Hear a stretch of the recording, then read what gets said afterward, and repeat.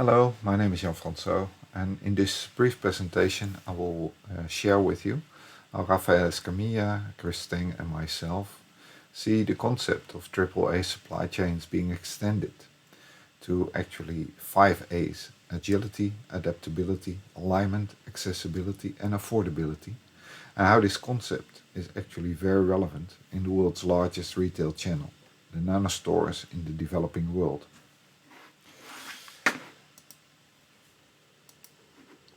These little stores, mom and pop operated, they actually are the world's largest retail channel. We estimate there's about 50 million of these stores globally, and they serve about 4 billion consumers, typically at the bottom of the pyramid. The stores are highly relevant because for most consumer goods companies globally, this is the channel that's still growing due to urbanization and due to the urban poor actually getting access to a little bit more money. There are many challenges in the supply chain serving the nano stores. So we could think of infrastructural challenges, operational and financial challenges.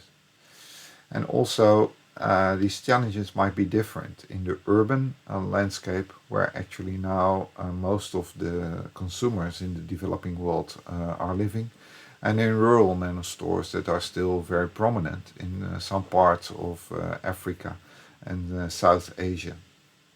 In terms of infrastructural challenges, what we see is items like poor cell phone coverage or expensive data plans in the city. So despite digitization actually happening and happening at a fast pace, this is being hampered by this lack of infrastructure.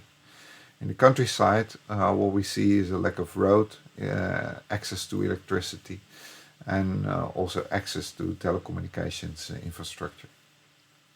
Operationally, we see complex and fragmented distribution challenges in the city. Cities are often congested, there's limited parking available. So logistics, we see many challenges there on the operations side.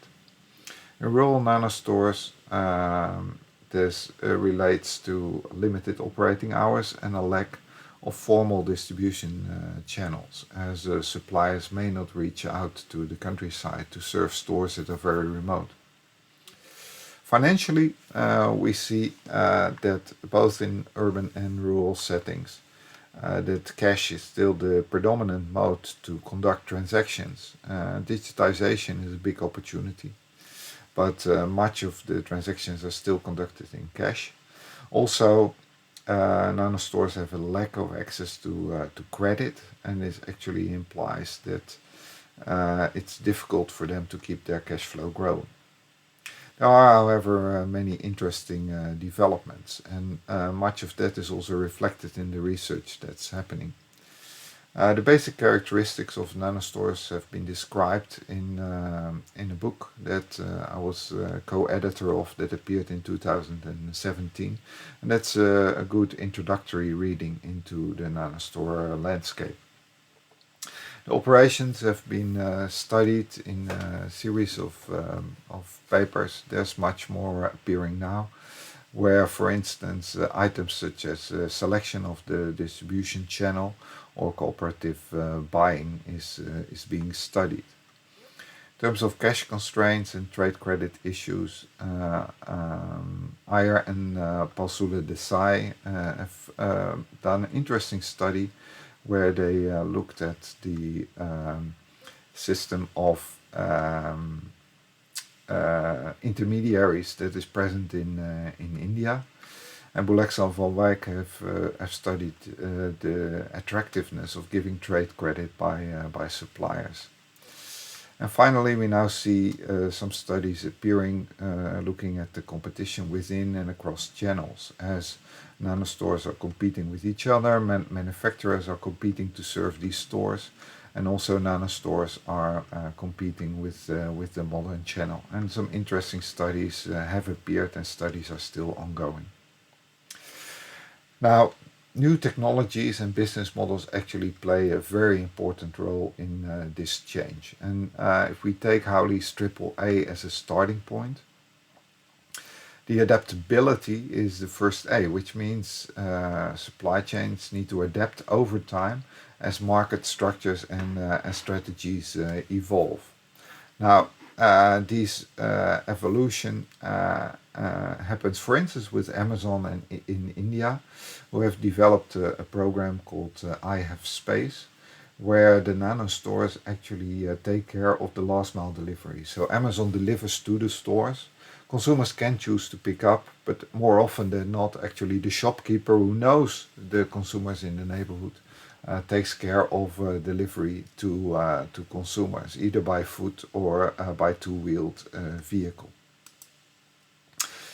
Agility is the ability to react speedily to sudden changes in demand or supply. And Sokowatch, operating in East Africa, is a company that actually is able to deliver within 2 hours to the nanostores of cities just like Nairobi or Kampala, with these little vehicles, and providing this as a service to dozens of manufacturers. Interestingly, because they're able to give such a quick supply, also it makes it for shopkeepers much easier to predict the available cash. So a typical problem that's often seen as in missed deliveries is not visible here. And finally, in terms of alignment, many manufacturers, they actually have an incentive to ensure that this channel remains alive and remains competitive, because they realize a larger margin there.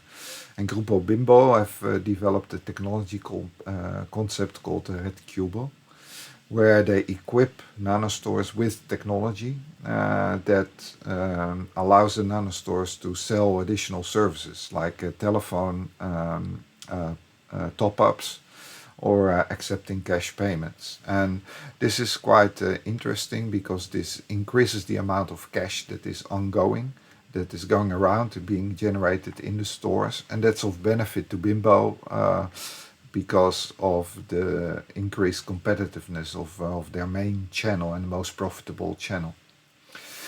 In the rural countryside, there are new technologies and business models as well. And we have accessibility, for instance, being increased by Coca-Cola, who have developed their EcoCool fridges, which are solar-powered fridges that allow the stores to offer Coca-Cola bottles refrigerated.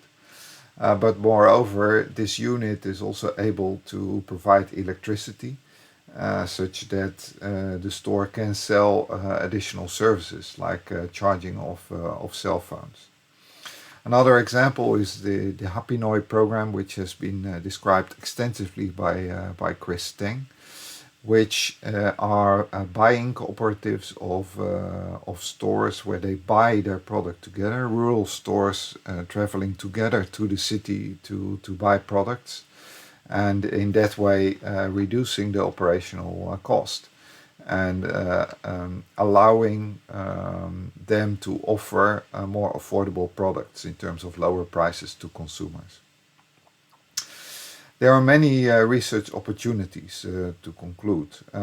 Because we have multiple stakeholders with different goals, this provides for an interesting analysis. We think of consumers.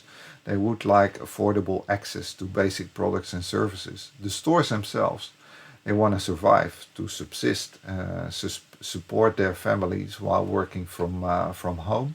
And this provides actually a different perspective of the nanostores themselves in terms of, for instance, their objective function.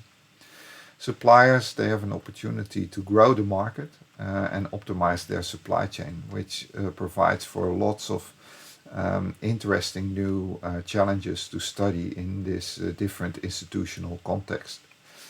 Public authorities want to reduce the adverse effects, for instance, of this fragmented distribution leading to congestion or pollution. And finally, we have many tech companies entering this market. Think of Facebook and Amazon. that want to capture this huge unexplored market. Also, Alibaba is very active with innovative concepts like the Ling Xiaotong concept.